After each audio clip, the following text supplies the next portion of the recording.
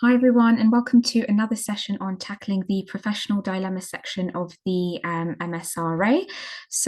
Just to tell you a little bit about myself, if you haven't met me before, my name's Roshni, and I'm a GP based in Northwest London. I'm also very passionate about medical education, and I run several courses for ACE Medics, including SJT and the clinical section of the MSRA paper. So let's get straight into it. So today we have a question based on learning and procedures. So I'd just like to give you guys a moment to pause the screen and have a go at attempting this question style.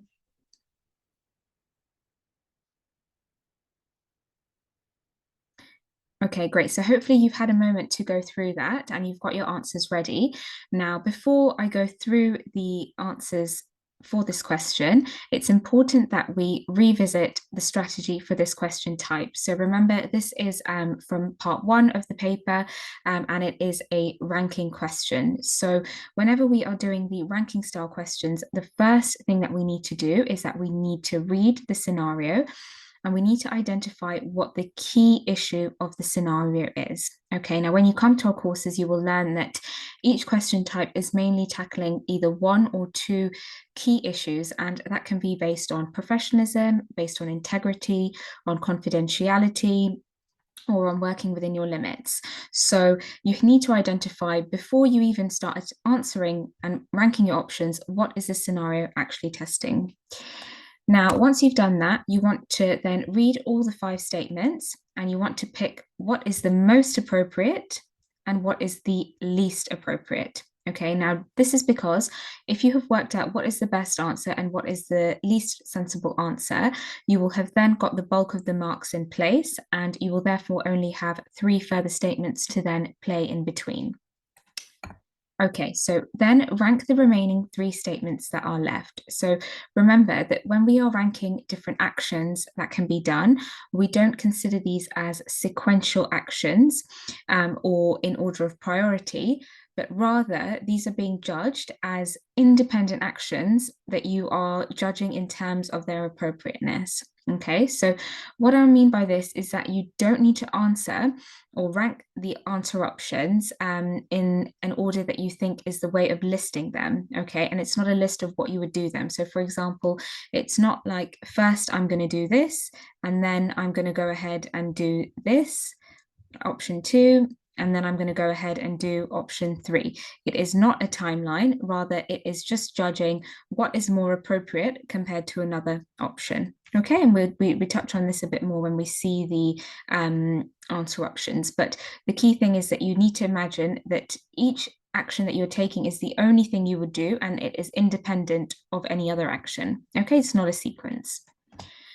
So just what I've touched on here, they're not sequential actions, but rather these are independent actions that you are judging based on their own appropriateness. Okay, so let's just go back to our question now over here. So now that we've got our sort of scenario, our technique in place, we can go back to the question. So now, this question is basically testing your professionalism and your ability to work within your own remit as a junior doctor. Okay, so you're on the ward round with your consultant and attend to a patient who is complaining of severe headache and neck stiffness. Before the consultation is finished, a nurse interrupts to inform the consultant that he is needed urgently to see another patient. The consultant asks you to conduct a lumbar puncture whilst he is away, and you have not done nor have you observed this procedure before. Okay, so remember, guys, we always need to pay very close attention to the language used in the STEM itself, because that is key to helping you rank in between statement options that seem very close together. Okay, now clearly this is testing your ability to work within your remit, but also being able to expand on your skills and improve your portfolio at the same time. Now, firstly, this is the consultant is now away, okay, and they've gone away urgently. So this tells you that you're no longer able to get help with your consultant watching this. It says to you clearly that neither have you done this nor have you observed this procedure before. Therefore, immediately we know that any options with you doing this procedure in an unsupervised manner are inappropriate. Okay, so immediately we know, therefore, that the least appropriate thing to do is to just try and conduct the procedure to the best of your ability because you do not know how to do this. Okay, the most sensible thing to do would be to inform the consultant responsible for the patient and to just get some advice. Okay. Now, can you see how this clearly says that you're going to do this away from the patient, just to maintain that level of professionalism and to not create any sort of doubt or worry in the patient's mind, but to clearly explain that actually you haven't done this before.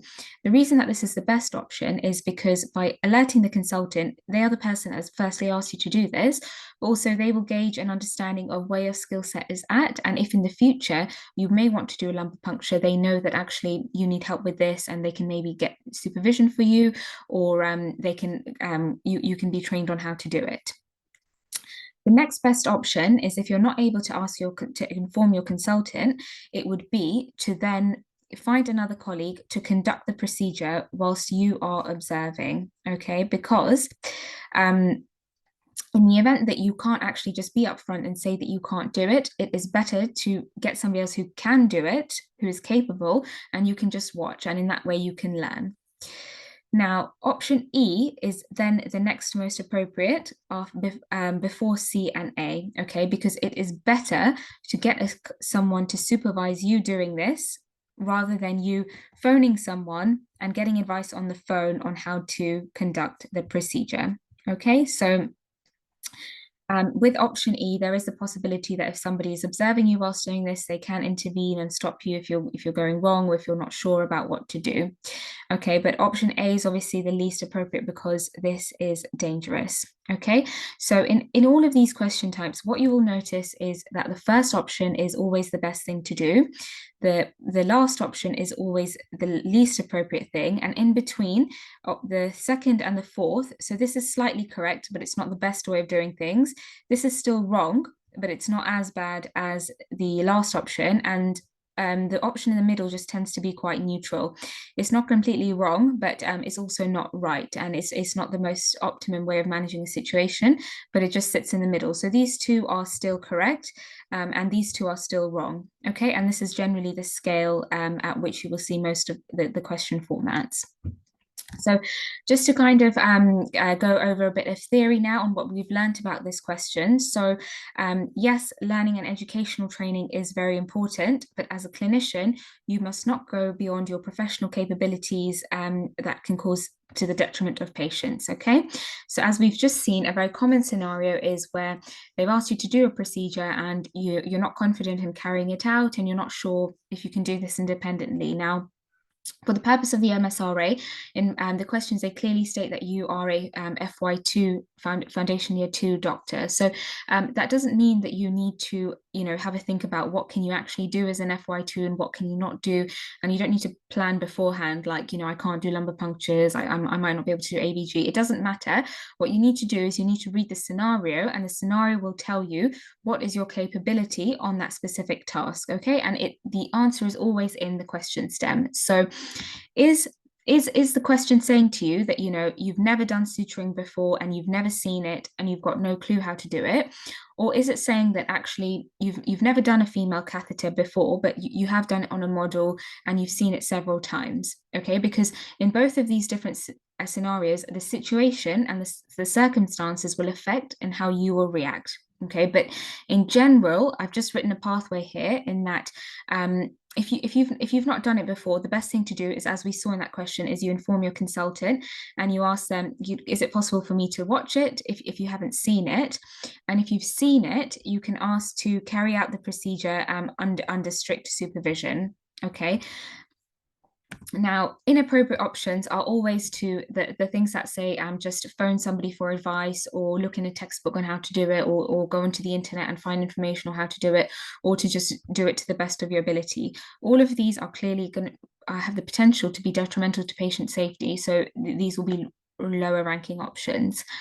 So just in general, the rule for these questions is for attempting procedures is see one, do one, and then you can teach one. Okay, so just try and bear that in mind. So this is just kind of generic guidance to help support you answer that question, but obviously I need you to read what it says in the actual statement in order to select the correct response. All right, guys, so I hope that was helpful. That was just a quick little bit on one part of the situational judgment dilemma section of the paper.